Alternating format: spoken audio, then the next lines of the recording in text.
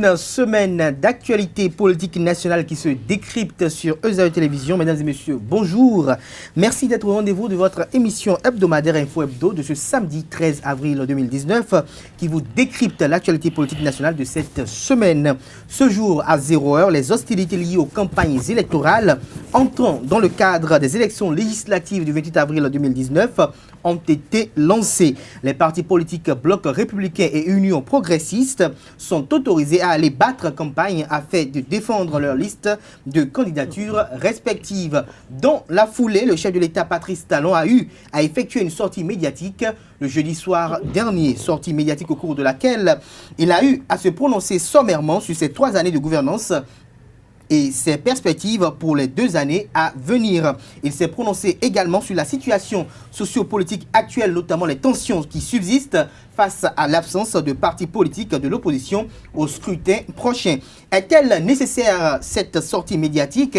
Qu'a-t-elle apporté de nouveau dans le débat? Patrice Talon a-t-il pu convaincre de sa bonne foi, de sa neutralité partisane? Autant d'interrogations auxquelles les invités du jour essayeront de répondre en toute honnêteté et objectivité, sans émotion. Et pour un débat hautement intellectuel en toute impartialité et pris d'objectivité, je reçois pour vous, chers amis internautes, les vôtres que vous avez toujours eu à apprécier les analyses et commentaires à travers les commentaires que vous émettez au quotidien sur notre page YouTube. Il s'agit de Jules Léandre Kitty, JLK, qui est analyste politique. Il est également journaliste. Il sera face à Jos Perzo, directeur de publication du quotidien La Dépêche. Sans plus tarder, on les retrouve pour le décryptage.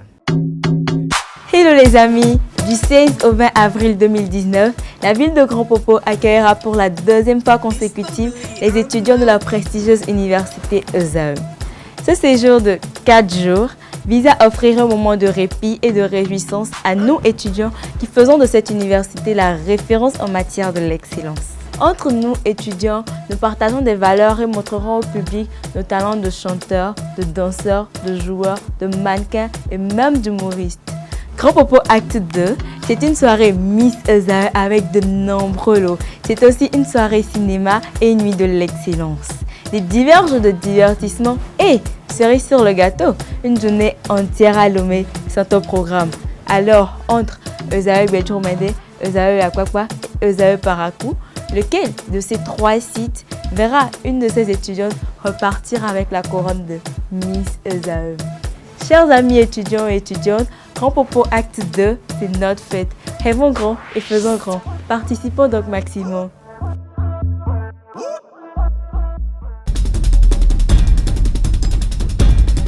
Le décryptage de ce jour, comme je l'annonçais à l'entame de cette émission, se fera avec vous, Julien Kitty. Bonjour. Bonjour Kader. Merci d'avoir accepté notre invitation malgré votre agenda très chargé. C'est moi. Vous êtes face à Jos Perzo Anago. Bonjour.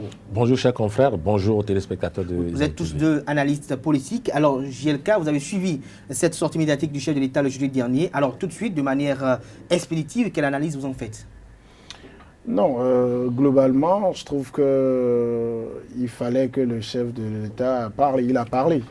Parce qu'il ne restait que sa parole. En tout cas, si je m'en tiens à ce qui a fait le clou de son intervention, il ne pouvait pas sortir et venir nous faire seulement le bilan de ces 3 ans de gouvernance sur le processus électoral. Tout le monde l'attendait, toutes les autres voix ont été épuisées. Il fallait qu'ils viennent libérer les Béninois de leur hantise, de l'imbroglio qui hantait tout le monde. Bon, il a pris ses options. C'est vrai que moi, il m'a pris un peu de cours sur le fond, parce que je me disais qu'il restait encore des choses pour faire autrement que ce qu'il a demandé de faire finalement, et sur la forme également, tout en appréciant tout ce qu'il y a eu de beau et de bien, d'esthétiquement correct.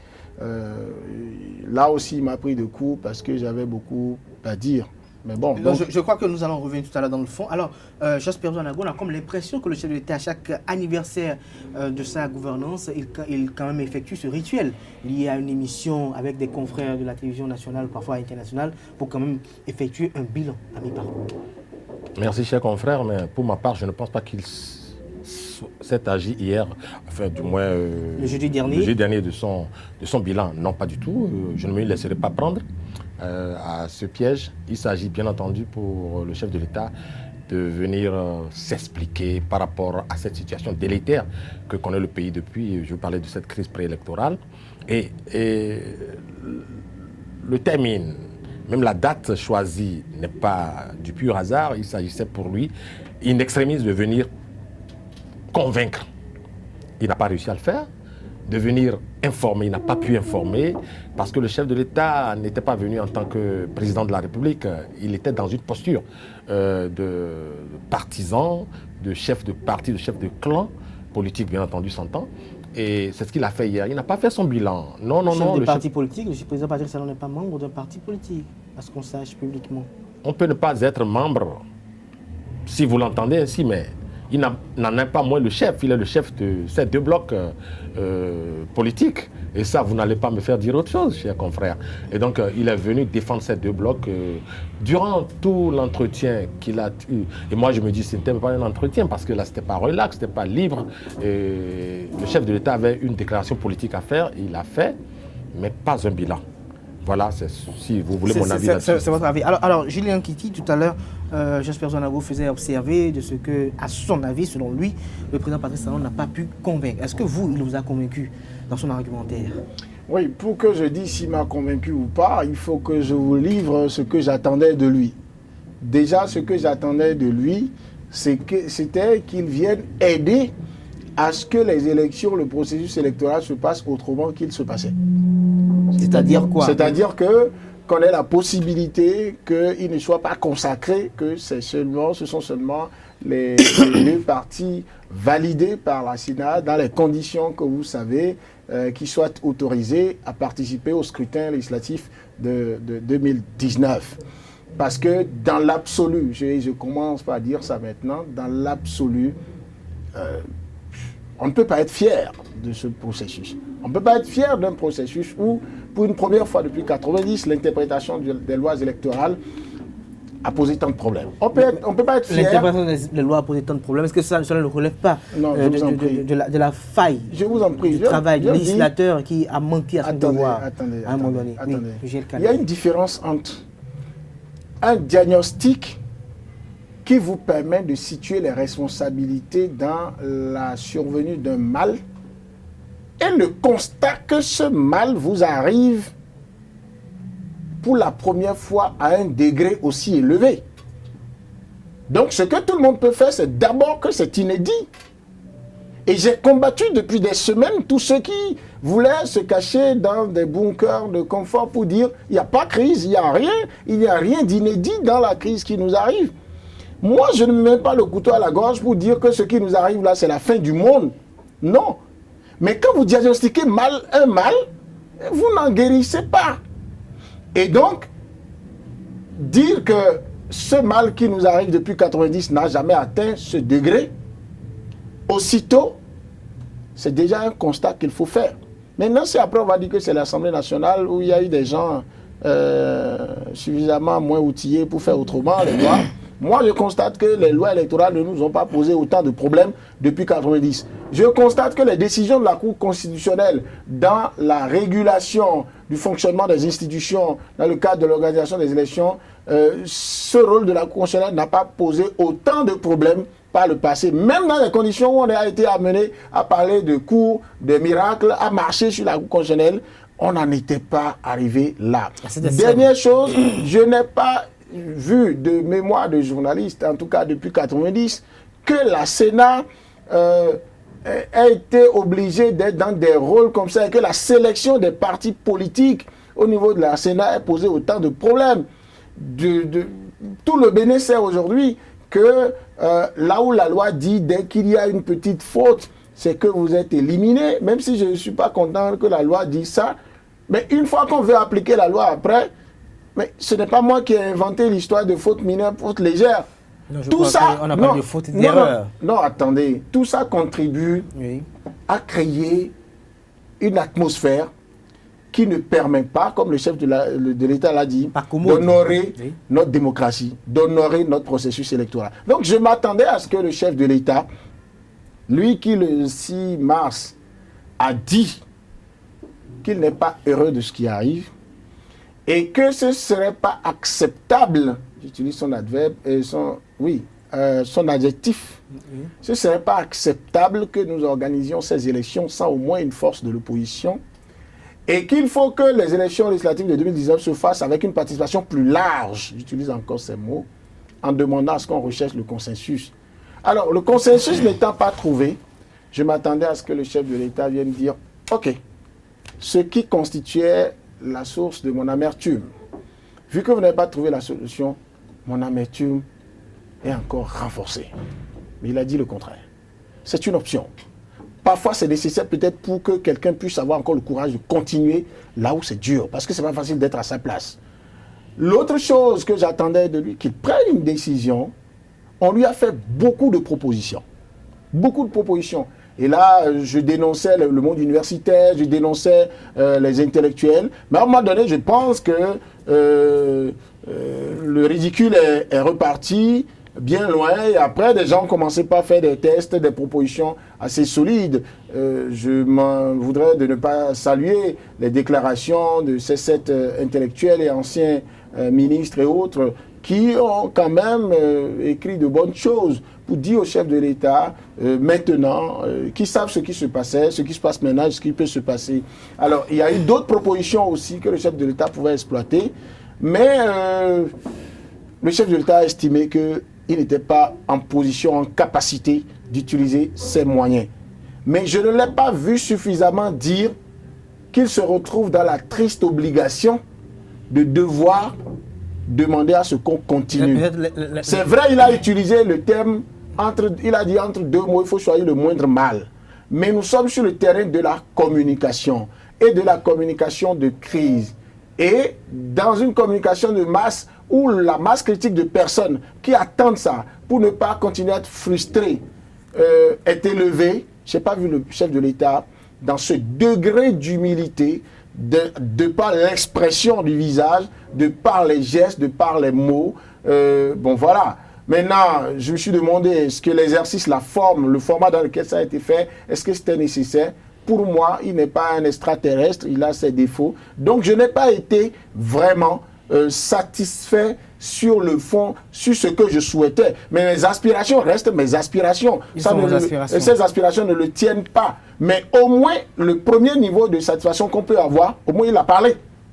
Si le chef de l'État ne parlait pas ce jeudi, ah non, les choses ne se passeraient pas de la même manière. C'est une question de responsabilité. Quand le pays est à cette étape-là, il faut que le chef de l'État parle, au moins à la veille de l'ouverture de la campagne, qu'on soit d'accord ou pas, il fallait qu'il parle. Qu'il apporte sa part de vérité. Et j'ai oublié la teinte de déception que j'ai eue. Par exemple, les félicitations qu'il a adressées aux partis politiques qui sont dans la zone de confort.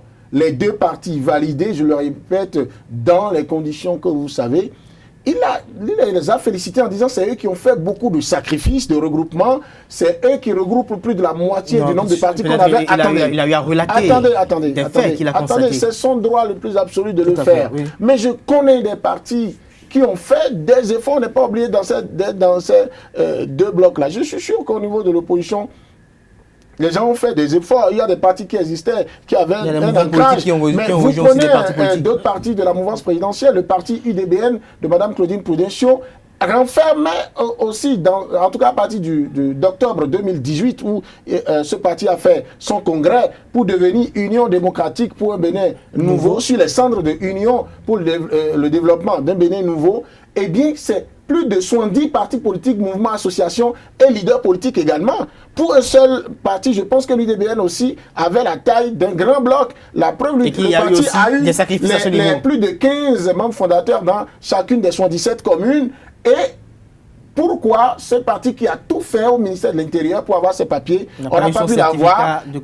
Je pense que ceux-là étaient plus frustrés et d'autres partis de l'opposition que les partis que le chef de l'État a félicités. Je m'attendais à le voir être plus compatissant et je ne m'attendais pas à voir le chef de l'État désigner les opposants exclusivement comme étant les auteurs de l'échec de la recherche du consensus. Parce qu'au même moment, lui-même, il a dit qu'il lui a été difficile de convaincre ses partisans à accepter toutes les concessions pour qu'il y ait consensus. Ça veut dire que il y a eu des résistances. Même si la responsabilité ne doit pas être seulement au niveau de ses partisans, elle devrait être tout au moins partagée. Mais une sortie du genre, Merci dans à un vous, contexte aussi Iti. difficile, ce n'est jamais facile. L'exercice a dû ne pas être facile pour le chef de l'État, encore moins pour les confrères qui étaient autour de lui. En face de lui. Alors, Jasper Joanago, vous avez dit tout à l'heure, à l'entame de votre première intervention, que vous n'étiez pas satisfait, que vous avez été plutôt déçu de l'argumenté des chefs de l'État. Dites-nous, pourquoi cette déception? Est-ce que les mots choisis n'étaient pas les plus appropriés? Est-ce que le chef de l'État ne s'est pas rendu plus accessible? Est-ce que le discours y était, mais il n'y avait pas une accessibilité à ce discours? J'ai plutôt l'impression, chers confrères, que le chef de l'État a tout fait pour se distancer davantage de son peuple dans son intervention, en ce sens qu'il a donné l'impression, comme je l'avais dit tantôt, d'être un chef de clan politique.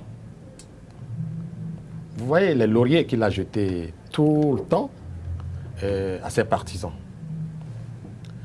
Et vous voyez comment, pour lui, il jetait à la poubelle, à la limite, les autres partis politiques qui, à ses yeux, sont accusés de tous les péchés d'Israël. Mais là, il a donné rendez-vous pour 2020, pour les communales. Je vous en prie, Mais c'est facile je vous de en prie, dire ne ça reviens aux pas au autres. chef de l'État de régenter à ce niveau les aspirations, Des partis politiques. non, des populations. Les partis politiques représentent à divers niveaux les populations, les aspirations des populations. Mais lorsque le chef de l'État, qui devrait se mettre au-dessus de la mêlée, choisit son camp, les siens, et élimine d'office les autres qui aussi aspirent à aller à l'Assemblée nationale, il n'y a pas de prétexte possible pour leur demander d'attendre 2020. Mais les autres ont rempli les conditions, se sont préparés de longue date pour aller aux élections législatives. Donc je ne vois vraiment pas pourquoi on va les en priver. On n'a pas privé seulement les partis politiques de ces élections. On a privé chacun des Béninois qui ne se retrouvent pas à travers les deux blocs du chef de l'État. Et c'est là le problème. Hier, c'est vrai, enfin, tout au long de l'entretien du chef de l'État, mon confrère l'a dit tantôt, il n'était pas dans sa peau, c'est vrai, mais au-delà, c'est vrai, l'exercice était difficile. Mais au-delà, le président de la République pouvait se rendre facile cet exercice. S'il n'avait pas pour vision unique de venir défendre les deux partis, les deux blocs politiques qui doivent compétir, enfin qui entrent en compétition déjà. Si ce n'était pas l'objectif qui s'était fixé, les Béninois se seraient soulagés hier, enfin soulagés des conclusions de cette sortie, parce que le chef, tel qu'on l'attendait, avec toutes les propositions dont il était en possession, n'oublions pas qu'il avait missionné le président de l'Assemblée nationale jusqu'à la date où nous nous réunissons ici, personne n'est au courant du contenu, le contenu du rapport du chef du président de l'Assemblée nationale. Maître Adéon Mouzi. Oui, le président de la République n'en a rien fait. On a eu d'éminents chercheurs, des scientifiques, des universitaires qui ont aussi versé à ce dossier des propositions. Et il y a eu énormément de propositions que le chef de l'État a reçues, des lettres ouvertes. De mémoire de Béninois, jamais on a vécu une telle situation où certains même ont imploré, je me souviens comme si c'était encore hier, des propos du président du FONAC, qui s'est dit être à genoux. Mais lorsque vos compatriotes en arrivent à cette étape, je pense qu'il faut leur accorder juste un peu d'attention. Nous, on a titré, on a dit qu'il est temps que le chef de l'État mette un peu d'eau dans son vin. Avec une caricature assez expressive. Oui, parce qu'on est arrivé à cette étape où certains, des voix plus autorisées que les nôtres, Est-ce à dire que vous estimez que le chef de l'État est peut-être fermé, ou est peut-être ferme, mais pas non, fermé? Non, il était fermé. Ferme, non. Il était ferme et fermé aussi, à votre avis? Oui, le chef d'État s'est voulu volontairement fermer Non, il était ferme et strict par rapport au test, mais est-ce qu'il n'était pas ouvert à un moment donné, puisqu'on a eu à voir des rencontres initiées au niveau de l'Assemblée, du palais présidentiel, une demande d'obtention de consensus. Je suis surpris que le chef de l'État, le chef du gouvernement, soit aujourd'hui attaché au respect de la Constitution. Mais cette Constitution qu'il a régulièrement avec son gouvernement, violée, je vous en prie, je parle de façon triviale pour mieux me faire comprendre. Mais aujourd'hui, je suis surpris que le chef de l'État soit si attaché au respect de la Constitution. Je ne l'encourage pas à violer la Constitution, mais il l'a fait allègrement et durant toutes ces 3 années. Mais aujourd'hui, curieusement, je devrais en être heureux. Mais je me dis, mais quand ça concerne les autres, le chef de l'État n'en a que cure. Mais quand ça l'arrange, il devient très respectueux de notre loi fondamentale. Cette loi a été régulièrement violée. Et les exemples existent à foison. Bon, là, ça me rend, moi, simplement malheureux. Et je me dis, à la limite, si le chef de l'État s'était refusé cet exercice, je ne lui en voudrais pas. Parce que le résultat n'est pas la hauteur. Mais il était opportun qu'il effectue. Au regard de ce résultat, il était opportun qu'il effectue une sortie médiatique, qu'il vienne s'exprimer. Est-ce que c'est pas peut-être déplorable le fait que peut-être il n'a pas été assez cible? Mais écoutez, voyez, allez à Porto Novo. Parce que selon certains internautes, selon certains Béninois, il y a eu le discours qu'il faut, mais seulement qu'il n'y a pas eu les bons procédés pour y arriver. Vous êtes d'accord avec moi que tous les Paraquois se sont retrouvés à travers ce que le chef de l'État a eu à dire? Vous êtes d'accord avec moi? Est-ce que vous pourriez être d'accord avec moi que tous les porte-noviens, les Rogbonto, se sont retrouvés à travers ce que le président a eu à dire, que ceux de l'Okosa, on aurait eu à espérer quoi? Mais il est le président de tous les Béninois. Mais quel est le discours qu'on aurait espéré? Le discours devrait être un discours de cohésion nationale. Un discours qui va dans le sens de la cohésion nationale. Comme quoi, par exemple, de raffermissement du tissu social. Suspendre le processus électoral en cours, reprendre le processus à zéro, prolonger le mandat des députés ou... À votre avis, le chef de l'État avait toutes les clés et les cartes en main. Il lui suffisait de dire... Mais il a toujours dit qu'il n'avait pas les prérogatives. Il a toujours dit qu'il n'avait pas les prérogatives. Il en avait toutes les prérogatives, depuis le début. Mais il a fait balader les uns les autres. Ça, il faut appeler les choses par leur nom. Le chef de l'État, depuis ce fameux 5 mars, il avait toutes les clés en main et peut obtenir le résultat qu'il voulait obtenir. Vous savez, et je suis surpris, lorsque le chef de l'État, à la face du monde, se dit avoir utilisé toutes les cartouches avec les siens, avec ses partisans, il les a forcés peut-être à aller au consensus, il n'en a pas obtenu les résultats. Moi, ça m'étonne, connaissant le chef de l'État, sa capacité à obtenir ce qu'il désire. S'il était sincère avec les siens, il y a longtemps qu'on aurait trouvé une porte de sortie. Non. Jos Perzo, je crois que là, Julien qui va vous répondre, mais connaissant le chef de l'État, comme l'a dit tout à l'heure Jos Perzo, on lui connaît également les difficultés auxquelles il est confronté face à cette classe politique parfois capricieuse, même en ce qui concerne ses soutiens. Est-ce qu'il ne peut pas avoir parfois une volonté du chef de l'État qui ne se fasse pas transgresser dans les actes de ces acteurs politiques, parfois courtisans comme partisans? Non, je pense qu'il faut que nous partions du postulat que vous avez posé vous-même. Vous semblez inciter à ce que nous prenions beaucoup plus en compte ce côté que tout le monde célèbre au chef de l'État, courageux, qui obtient ce qu'il veut. Attendez. Ça c'est Jos Perzo qui l'a révélé. Non, oui, mais vous semblez... non, mais est-ce qu'il n'y a pas eu la volonté et qu'il y a eu des blocages? Celui qui n'est pas loser. Ça veut dire quoi? Si le chef de l'État est dans la même sortie médiatique, le chef de l'État l'a célébré. En tout cas, il n'a pas attendu quelqu'un pour venir lui faire ce Atalakou là. Il a dit, c'est vrai, il y a une teinte d'échec ou bon, ça jette un peu de probe, mais qu'il a réussi quand même sur près de 250 partis politiques à contraindre à ce que dans 2 partis, plus de 150 soient réunis. Ça veut dire que, mais écoutez, ça fait 250, mais c'est plus de 150 que moi j'ai aidé à se mettre dans 2 regroupements qui iront aux élections. Donc le reste se prépare pour que, bon, progressivement, on puisse obtenir le résultat.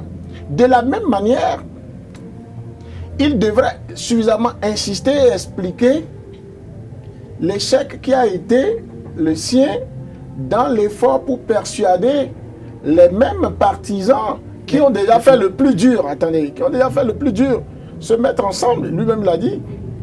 Des gens qui ne pouvaient pas se dire bonjour, des gens qui étaient quand même jaloux de leur poste de président de parti politique. Il a même parlé des gens qui ont délaissé leur fonds de commerce pour accepter se mettre ensemble. Pourquoi ça doit être trop difficile pour ces personnes-là après de rechercher, de faire moins que ce qu'ils avaient fait pour que nous allions au consensus? Alors, si ces personnes-là respectent tant le chef de l'État, pourquoi subitement ils sont devenus des rebelles ou indépendants? Non, mais je crois pour ne pas permettre que... Mais là où j'ai trouvé une petite contradiction, et ça peut arriver, vous savez, cet exercice-là, quand vous le faites, nous sommes en train de faire un décryptage. Donc c'est après que nous nous prenons bout par bout et on trouve que ceci. Mais lisez la Bible, vous allez voir les évangiles, vous verrez que c'est 4 peintres qui ont peint le même personnage selon leur position. Quand vous regardez, vous allez rester au premier étage ou au deuxième ou au troisième, vous ne regardez pas la rue de la même manière. En tout cas, si vous photographiez, vous n'allez pas avoir la même chose. D'accord? Et il m'est arrivé de trouver des contradictions entre des versets bibliques dans la Bible qui décrivent Jésus, le même personnage. Donc, le chef de l'État qui dit « j'ai pas pu convaincre mes partisans à faire toutes les concessions qu'ils doivent faire », au même moment, il en conclut que ceux qui sont responsables de l'échec de la recherche du consensus, c'est les opposants. Donc moi, avec du recul, je peux trouver que c'est contradictoire. Mais est-ce qu'il n'y a pas eu d'échec au niveau de ce consensus, effectivement? Non, il y a eu échec, mais on n'était plus à l'étape où, pour la recherche de la cohésion, le chef de l'État cherche à trouver comme bouc émissaire ou bien... Pourquoi vous estimez qu'il veut trouver comme bouc émissaire? Mais il l'a fait. Non, attendez. Pourquoi vous estimez que c'est un bouc émissaire? Très bien. Est-ce que tout le débat que vous avez suivi dans la recherche du consensus, vous avez trouvé que les arguments que les opposants avançaient et les autres partis en dehors du bloc républicain et de l'Union progressive pensaient que leurs arguments étaient à 100% fallacieux et que c'est dans le camp des autres qui disaient on n'a aucun problème, allez régler nos problèmes. Julien, peut-être avant de passer à Jos Perzo, j'ai une question à vous poser. Mais quand il y a eu cette relance ou bien cette lancée d'obtention de consensus, il y a eu également dans la foulée des partis politiques d'opposition qui se sont montés au créneau, qui ont eu à estimer que Maître Adrien Mbodji n'était pas qualifié pour conduire les négociations parce qu'elles estimaient qu'il est un artisan de ce à quoi on assiste aujourd'hui. Ces mêmes partis politiques ont eu à demander la dissolution de la Commission électorale nationale autonome. Ils ont eu à demander que le ministre de l'Intérieur soit relevé de ses fonctions et soit mis aux arrêts. Est-ce qu'à un moment donné, vous savez, je pense que c'est facile peut-être d'estimer que le chef de l'État, parce que ça fonctionne, a quand même un champ assez large, de lui porter peut-être beaucoup est-ce que vous avez la crainte que je sois, ou j'ai pour vocation sur ce plateau, de chercher aussi à faire du chef de l'État mon bouc émissaire à moi? Non, du tout pas. Mais quand vous dites qu'il a voulu trouver comme bouc émissaire les opposants, c'est en ça que je vais vous demander, mais est-ce que les opposants eux-mêmes, à un moment donné, n'ont pas failli à leur volonté manifeste de vouloir participer au processus électoral? Nous sommes face à un choix à faire. Oui. Nous sommes à un moment où à une heure où il fallait écouter le dernier discours. Le dernier discours. La dernière personne. Je vous interromps pas. J'aime bien vous poser la même question que Jos Perzo. Oui, attendez. À votre avis, Julien Kitty, quel aurait été le discours que Patrice Talon aurait dû tenir pour réjouir les autres? Je vais vous expliquer. Oui. Quand une bagarre dans une maison atteint un niveau où on a déjà fait la polémique, chaque parti, chaque enfant, créant son clan, a déjà dit c'est moi qui ai raison, c'est l'autre qui au départ m'avait provoqué, c'est pourquoi j'ai dit si. Je voulais faire concession, mais comme il a dit que ma tête est grosse, trapézoïque, c'est pourquoi je me suis encore fâché. On a dit tout ça. Maintenant, on arrive à l'étape où, si le problème n'est pas réglé maintenant, tout l'environnement là craint que la maison la prenne feu. Et le père de famille prend la parole. Alors, le bon sens veut que le père de famille là, quand le quartier se rassemble pour l'écouter, qu'on entende beaucoup plus de lui, des propos qui vont permettre que, à la sortie, aucun enfant n'ait encore ce sentiment de va-t-en-guerre. Et aucun enfant n'ait encore ce sentiment du 2 poids 2 mesures. Qu'aucun enfant n'ait encore ce sentiment de frustration. Alors, à partir de ce moment, le chef de l'État, j'ai l'impression que puisqu'il avait pour calendrier aussi dans cette sortie-là, de devoir dire où est-ce qu'on va. Et il a dit quelque chose, et ça il faut le lui reconnaître, c'est à son honneur. Parfois dans la vie, vous assumez des choses même qui font mal. Un chef d'État, s'il sortait de cette émission, sans dire, est-ce qu'on fait élection le 28 ou pas? Est-ce qu'on fait avec les deux ou pas? Ce ne serait pas responsable non plus. Il dit, ok, dites du processus tout ce que vous voulez. On dit en milieu fond que le père qui a préparé sa fille, qui dit, bon, ok, maintenant tu es grande, tu es outillée pour aller chez ton mari. Quand la fille est en train de partir, il dit, franchement, je n'ai pas la prétention d'avoir fait de toi, avant que tu ne rejoignes ton foyer là-bas, la plus grande dame. Mais c'est jusqu'à c'est le niveau où j'ai pu atteindre ça. Le reste, tu fais avec ton mari là-bas. C'est pour dire, Patrice Talon, j'ai retenu de son message hier, chers amis, système partisan, vous l'avez voulu, j'ai eu l'ambition avec vous d'en faire quelque chose d'idéal, mais c'est jusqu'où je l'ai fait ça. Imperfection, mais prenez ça comme ça. Et puis, quand ces élections vont passer, on verra le reste. Mais il se fait que, en face, ceux qui l'écoutaient voulaient digérer les frustrations qui leur sont faites par rapport à ces élections législatives. Et puis, lorsque vous interrogez le processus au niveau du ministère de l'Intérieur, vous interrogez la loi avec la limite du 17 mars passé pour que les partis politiques qui n'ont pas eu leur papier maintenant puissent se conformer. Ces partis savent qu'ils n'existent plus. Ne savent pas si l'horizon là leur permettra même d'être autorisés à participer aux autres élections. Donc les enjeux étaient grands et le chef de l'État, il devrait sortir. Il est sorti. Il devrait dire si on fait les élections ou pas. Il assume et il y a une teinte d'avertissement pour dire tous ceux qui appellent à la violence et tout ça, moi en tant que président de la République, garant de la sécurité publique, je ne laisserai pas faire. Tout ça c'est de la responsabilité. Et les autres aussi qui ont écrit pour lui parler avant qu'il ne sorte, l'ont averti pour dire oui, tu as tous les moyens militaires, financiers et tout pour organiser. On est d'accord. Mais ça ne garantit pas la cohésion. Peut-être que le chef de l'État, avec du recul, il va réfléchir pour dire ok, j'ai réglé la formalité des législatives de 2019, mais la question de cohésion reste entière et plus colossale qu'elle ne l'était avant le lancement de ce processus-là. Jasper Zouanago, le chef de l'État, a fait sa sortie médiatique. Il a exprimé que l'essence de cette réforme, c'était de réunir la classe politique tout entière dans au plus 5 grands partis politiques. Est-ce que cette réforme, à votre avis, ne viendrait pas à point nommé? Est-ce que ça ne dénote pas d'une non-compréhension des acteurs politiques de l'essence de cette réforme, parce qu'on a eu comme l'impression qu'ils n'ont pas vu le mal venir de si tôt. Non, mais de mon point de vue, d'abord, moi, après avoir observé certaines démarches qui ont précédé tout ce qui se passe aujourd'hui, je me dis que l'on a voulu aller un peu trop vite en besoin. Le chef de l'État, lui, il a son calendrier, il a son agenda. Il a voulu l'imposer à tous. Et à l'intérieur, il y a ces deux lois. Parce que ne perdons pas de vue d'où le problème est parti. Il y a la charte des partis politiques et le code électoral qui gardait... Loi auquel les députés ont eu à prendre part plusieurs séminaires parlementaires. Bien sûr, je vous l'ai déjà dit à plusieurs reprises ici, qu'il ne suffit pas de réunir les gens autour d'un objectif pour que tout le monde s'y retrouve. Le Bénin, ce n'est pas 83 députés. C'est au-delà. Ce n'est pas 83 personnes députées.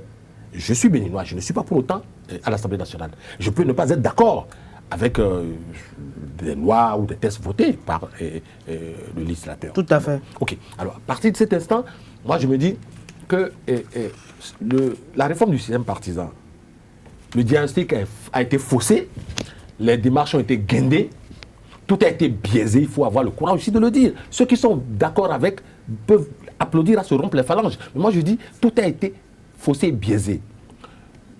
Quand entendre le chef de l'État hier, je me suis posé une question, je me dis, mais les 24 circonscriptions électorales deviennent quoi? Lorsqu'on impose aux partis politiques d'avoir 10% sur toutes les dernières du territoire national, de réunir au moins l'équivalent de 10%, je me dis, à quoi bon parler encore de circonscription électorale? Voyez autant d'incongruités qui sont contenues dans cette affaire. Alors, certains esprits éclairés, il y a quelques semaines, il y a quelques mois en arrière, ont tiré la sonnette d'alarme. On pouvait s'arrêter, aller aux élections et parfaire les choses. Aller aux élections, cela voudra dire aller aux élections de manière inclusive. Mais pourquoi on parle toujours d'inclusion? Est-ce qu'il y a eu exclusion? Est-ce qu'il y a eu exclusion par le passé? Oui, bien sûr, il y a eu proprement exclusion. Il y a Est-ce qu'il y a eu exclusion? un seul parti. Il y a un seul parti. Il y a eu exclusion comment? Est-ce que la loi elle-même, quand elle a été adoptée, elle a été votée, ça, ma question se dresse toujours à Jos Perzo. Oui. Est-ce que quand elle a été votée, c'était dans l'esprit de ce qu'on puisse exclure de manière systématique l'opposition, de manière systématique les partis politiques qui ne sont pas créés dans l'objectif d'être membre des deux partis politiques? Mon cher confrère, je vous le concède, mais vous faites preuve de commodité de langage, puisque vous savez de quoi il est question, mais vous passez à côté pour m'introduire votre question. Puisqu'on parle d'inclusion, on inclut parce qu'on a eu à exclure, en fait. Mais est-ce qu'il y a eu à exclure des personnes? Non. On n'a pas besoin d'avoir les tests, les deux tests querellés. Il y a quelques passages qui sont querellés dans ces tests d'ailleurs.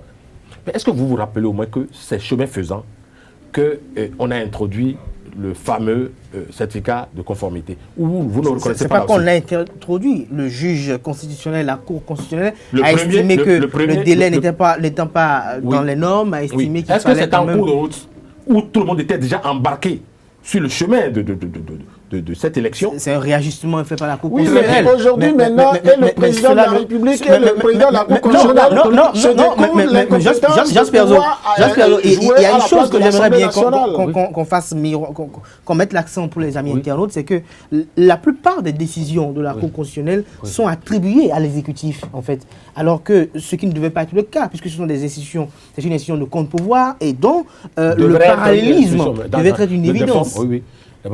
Donc, dans le cas de figure, si la Cour constitutionnelle prend une décision, cela n'engage pas l'exécutif, mais il revient à l'exécutif de la respecter, parce que c'est la Cour constitutionnelle, la haute juridiction, qui quand même statue sur les questions de contentieux électoral.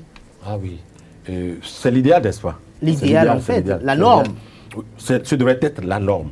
Ce n'en est pas le cas en ce moment. Parce que, voyez-vous, il y a eu finalement 10 partis politiques qui sont sortis du lot. Et pour moi... Donc 10 partis politiques qui ont résisté. Donc il y avait une attaque. Voilà, il y avait une attaque et il y a eu résistance. C'est heureux. Déjà sur 250, quand on arrive à 10 là, est-ce qu'on n'est pas déjà... C'est un exploit. Alors, pourquoi alors ne pas laisser aller en compétition ces 10 partis politiques? En quoi ça gêne véritablement ce pays? Donc à votre niveau, il y a eu blocage. Il y a eu blocage. Il y a eu exclusion. Il y a eu exclusion. C'est votre avis et puis ce ne vous sont le pas seulement partagez. les qui s'en sont rendus compte. Des organisations internationales, sous-régionales, sont arrivées à nos cheveux pour la première fois dans l'histoire de notre pays pour dire non, ne le faites pas de cette manière. Vous n'êtes pas des gens comme ça au Bénin. Vous êtes des gens bien dont on s'inspire. Allez à ces élections de manière inclusive. Mais je crois que même si le chef de l'État n'écoutait pas ses compatriotes, il devrait tout au moins écouter ce que les observateurs ont relevé. Alors, il n'a écouté personne, le président de la République. Il n'a écouté absolument personne, y compris les savants. Et la baissé la garde à un moment donné. Alors, Julien Kiti, aujourd'hui, nous avons comme l'impression que le débat d'élection, qu'elle soit inclusive, qu'elle soit participative, est révolu, puisque depuis 0 heure, les hostilités liées, je l'ai dit à l'entame de cette émission, liées aux élections, aux campagnes liées aux élections législatives ont été lancées. Et donc, nous avons 2 partis politiques, l'Union progressiste et Bloc républicain. Alors, vous, en tant qu'analyste politique, quelle appréhension avez-vous de discours qui sera tenu par ces partis politiques pour les élections législatives, pour la campagne? Mais moi, vous savez, j'ai eu la possibilité, alors que j'avais une idée très claire de l'affaire, parlant de discours, parlant de thèmes de campagne, je me suis évertué à encore poser la question à des têtes de pont de ces partis politiques. Je sais qu'au niveau de l'Union progressiste, le président Bruno Amoussou était déjà sorti pour dire la première phase du travail des militants, des ténors de ce parti-là, même en pleine campagne, sera d'aller à une mission d'explication devant les populations. Explication de ce qui est arrivé pour que les autres partis ne soient pas là. Explication de ce qui est arrivé pour que ce soit eux. Très bien. Alors, si vous allez à une élection et que vous êtes obligé d'aller, alors que vous allez devant la population pour lui dire, nous sommes rassasiés de solutions, d'idées pour régler votre bien-être par les lois qui vont être le soubassement des actions de développement, si vous devez prendre le temps d'abord pour leur dire pourquoi c'est vous seuls qui venez devant eux, Ça veut dire que les populations ne s'attendaient pas à ce que vous seul veniez devant eux. Ça veut dire que les populations risquent de ne pas être d'accord avec vous si vous n'expliquiez pas ça. Et donc, ils risquent de prendre tout le temps pour expliquer ça parce que je crains, pour les informations que je suis au sein du peuple, pour les informations que j'ai, ça dit que les populations vont tellement leur poser des questions sur cet aspect que, comme le temps n'est pas élastique, ils vont finir la campagne avec ça. Parce qu'ils n'auront pas le temps de faire le bilan de la législature, ni le bilan des 3 ans du chef de l'État qu'ils soutiennent. Au niveau du bloc républicain, je me suis imposé l'exercice d'interroger encore des têtes de pont, pratiquement parmi ceux qui dirigent le parti. Sur la question, ils m'ont dit, bon, attends, tu vas écouter l'ORTB. Attends, nous avons fait notre message. Bon, d'accord. Mais je sais que là aussi, ils devront s'expliquer. Parce que ces populations, même membres de leur parti politique, étaient habitués à une grande messe, étaient habitués à une confrontation fraternelle. Dans le même village, dans le même quartier, dans la même maison, papa dit je suis de tel parti, maman dit oh, les enfants sont divisés. Et puis vous voyez, avant dans les maisons, devant les maisons, on mettait plusieurs affiches. Oui. Mais parfois la tension montait, mais c'était une autre fête. C'est 2 affiches. Alors c'est 2 affiches deux affiches que certains seront un peu gênés de d'idéologie contraire. Maintenant, non attendez. Opposé. Quand vous allez dire, c'est seulement maintenant qu'on leur a trouvé des idéologies. Bon, c'est pour dire quoi? Les thèmes de campagne, là, il n'y en aura pas au vrai sens du thème. Parce que pour l'analyste politique que je suis, quand on parle de thème de campagne, on parle de discours politique. C'est autre chose que de dire, et nous soutenons le chef de l'État, nous l'accompagnons pour son programme d'action de gouvernement, sans que d'ailleurs même tous le connaissent le contenu. Et finalement, ils vont leur demander, pourquoi les autres, vous ne leur avez pas donné papier? Les autres aussi, probablement, seront sur le terrain pour dire, voici pourquoi on ne nous a pas pris. Donc, les voilà qui viennent. Tout ce que moi, je pense que le discours politique dans un camp comme dans l'autre devrait prendre en compte, ce qui doit être le dénominateur commun, c'est la recherche de la paix. Parce que moi, j'ai eu la preuve, jusqu'à quelques heures de l'intervention du chef de l'État, que ce pays, ceux qui disent qu'ils reprochent au peuple béninois de ne pas être violent, je pense qu'ils se trompent. Parce que ce que moi j'ai lu sous ces plumes-là, les lettres que j'ai lues adressées au chef de l'État, mais franchement, vous savez qu'il reste encore quelque chose dans ce pays.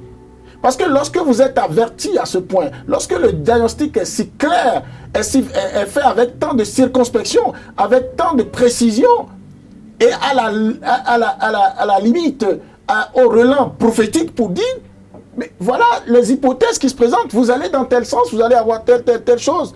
Mais donc le chef de l'État doit prendre ça en compte. Mais quand on a fini de faire ça, je suis sûr que le chef de l'État, je le répète, a pris les élections législatives de 2019 comme un rendez-vous à tenir pour que le pays ne tombe pas dans un vide. Et après ça, je sais qu'il va réfléchir beaucoup à ce que le pays est devenu, à ce que notre vivre ensemble est devenu, des divisions qu'il y a. Et donc, à partir de ce moment, voir comment colmater les brèches. Maintenant, pour le discours, je sais qu'il n'y aura pas grand-chose à dire. Et on aura, qu'on le veuille ou pas, j'ai un ami, je lui rends hommage, c'est un confrère, Bertrand Megletor, directeur de télévision Carrefour, qui a écrit quelque chose que j'ai lu ce matin, qui me dit, mais on n'a jamais expérimenté une assemblée, on a tout expérimenté sauf une assemblée nationale monocolore dans une démocratie. D'accord? La démocratie béninoise vit aussi sa crise de croissance. Il y a des choses qu'on n'avait pas expérimentées. 90 là, jusqu'à un certain nombre d'années, quand on y a introduit la décentralisation, on n'avait jamais assisté dès le début à d'institutions des maires, tout ça. On est rentré dans les tests, on l'a fait. On n'avait jamais noté d'émission à la Cour constitutionnelle. On en a eu. On n'a jamais eu des débats contradictoires et aussi publics à la Cour constitutionnelle. On en a eu.